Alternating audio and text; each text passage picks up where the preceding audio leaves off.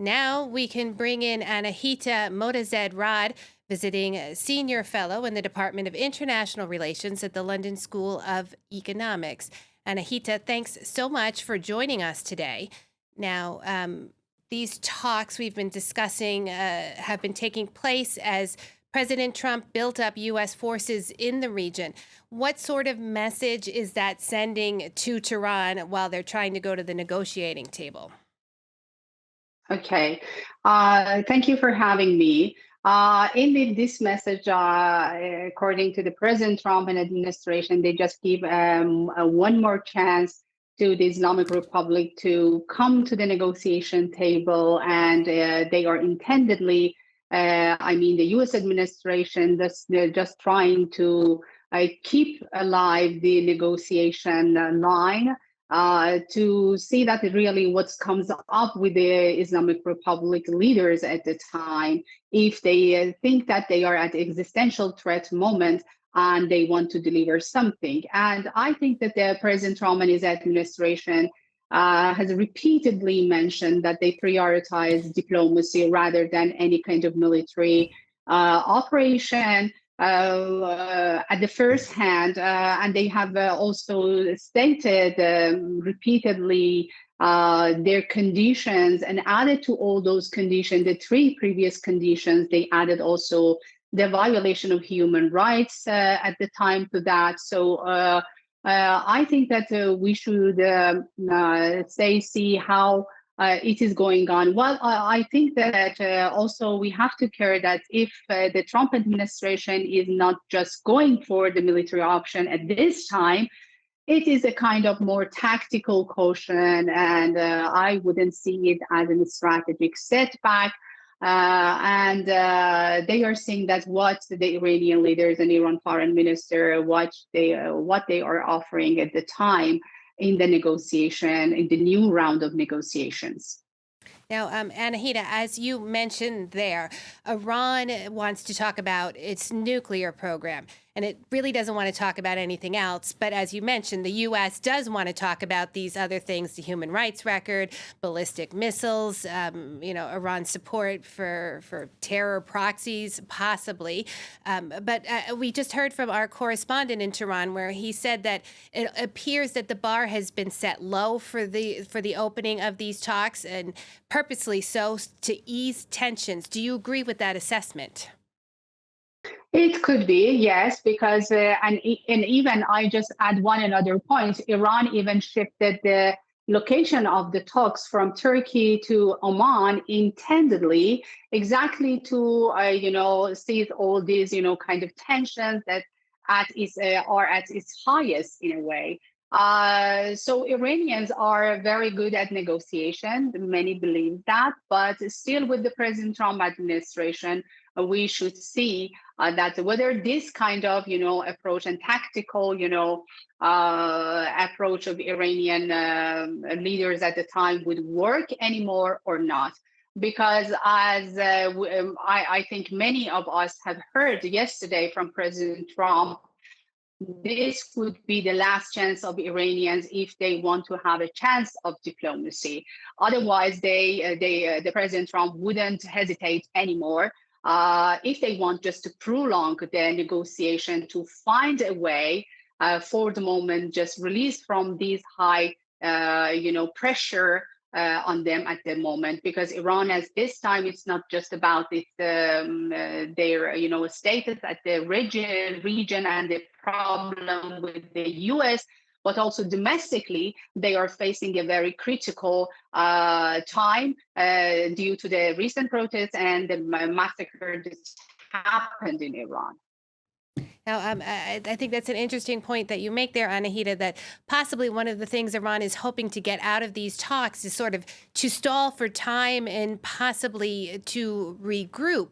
And they've been quite vocal, saber rattling as well, warning the U.S. if they start a war, it will be a regional war. But still, the government is vulnerable. So, at this point, do you believe the U.S. and its allies, Israel, are still interested in regime change there?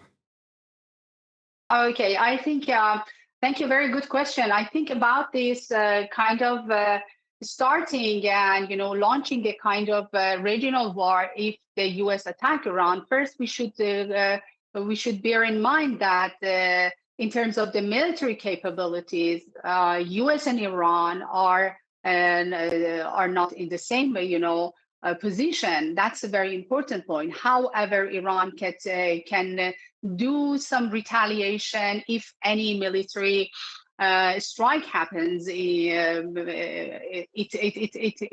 a way, it brings some cost for maybe for the U.S. forces and even U.S. forces bases across the region. But this doesn't mean that would create, in a way, maybe a serious problem. But at the same time, I think I lost your second part of the question. If you just repeat about the domestic point, I think it was.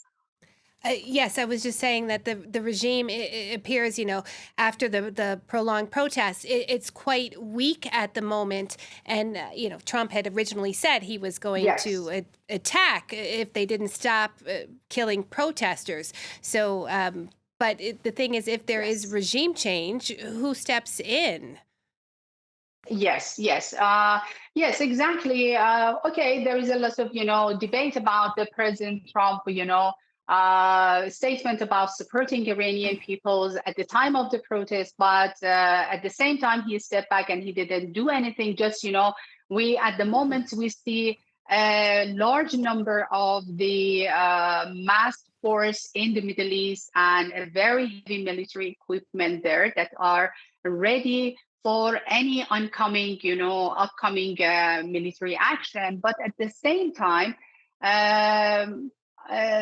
I think that this position of the President Trump administration was mostly because of that kind of tactical caution that he had, because he wanted to calculate everything, because Iran is not a very simple country. I don't believe that for example, if you just compare Iran with Syria or any other, Libya, or any other countries, that such a thing has happened, and even military intervention by the foreign forces has happened there.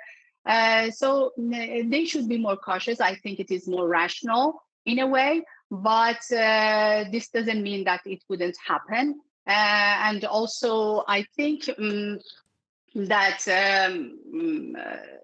if you think that Iranians are at the weakest position, that they cannot do anything, I don't see so much, should be true, because Iran is not a very, simple country. It is at the heart of the Middle East with its important geopolitical and geoeconomic importance, especially the Islamic Republic. From the very beginning day of its creation and establishment, they have been created with crises, they have been grown with crises, they have been flourished by different crises, and they could consolidate their power not only domestically but also regionally with all these crises. So even if we assume that the weakest Iran could not have any further threats for the region and for its neighbors, I think it would be a very simplistic argument. So at any time, and that's the reason I think that the other neighbor countries, including the Arab states, they are speaking and they are keeping negotiating with the U.S. to bringing Iran accountable in terms of the range of their ballistic missile, including Israel as well. I should add to the Arab state that's also Israel as well, in terms of its nuclear capabilities, and also the proxy forces, because everyone are feeling that if any kind of if Iran even with this weakest position stand there, there is no guarantee that they would be safe anymore. Yes. And even there is also, I want to reach, may I continue or stop here? Now, Anahita, I'm glad you brought up the Arab states in the region. So I just wanted to ask you a Yeah. quick question. Obviously, they're all watching this very closely and the outcome of the talks. Do you think that they would prefer to see a weakened Iran to a failed state? Okay. Yeah. Very good point and very good question. And mm, I don't think that first we cannot see that kind of weakened Iran that maybe anyone expect to have, but maybe they would rather, because of many issues, they would rather to have a kind of a stable, even authoritative system at the time, because they don't want to have more chaos, more destabilization across the region, destabilization in terms of market, and then even outcomes including having the maybe the intensifying the proxy forces across the region, especially in the Arab countries, in the Persian Gulf region, and even Iraq or the other neighbors. And also maybe there would be more chaos. And in terms of any kind of if military action happens, they would consider the likely. I don't say for certain, but I see that the likely refugee flows of Iranians to the other countries, the neighborhood countries. So at the same time, I think I should mention another kind of debates that are going on, and we hear that privately they are keeping negotiating with the U.S. in terms of changing the regime at this point, because this is very critical point. If Iran is a very big country, extensive country, and now you have an Iran with several and continuous crises very, very shortly to each other. So just imagine that since the 2022, the Women Life Freedom Movement, it was first, the protest, the Iranian protest, and Iranian domestic instability was periodic, but now it has been more constant. So having in the country like Iran at the neighborhood with such a kind of, instability, deep instability at the time, it would create also another, I think, another kind of very deep problems for the other Arab states and even the other neighbors. So they even, there is some speculation about they are also speaking very seriously that it is necessary for them to have the regime change in Iran and look at the next stage, which would be the transition that I think that you raised it in your previous question. Yes. Okay. Thank you so much, Anahita, for sharing your expertise with us on the program. That's Anahita Welcome. Thank you for having Motazed-Rad, me. visiting senior fellow in the Department of International Relations at the London School of Economics. Moving on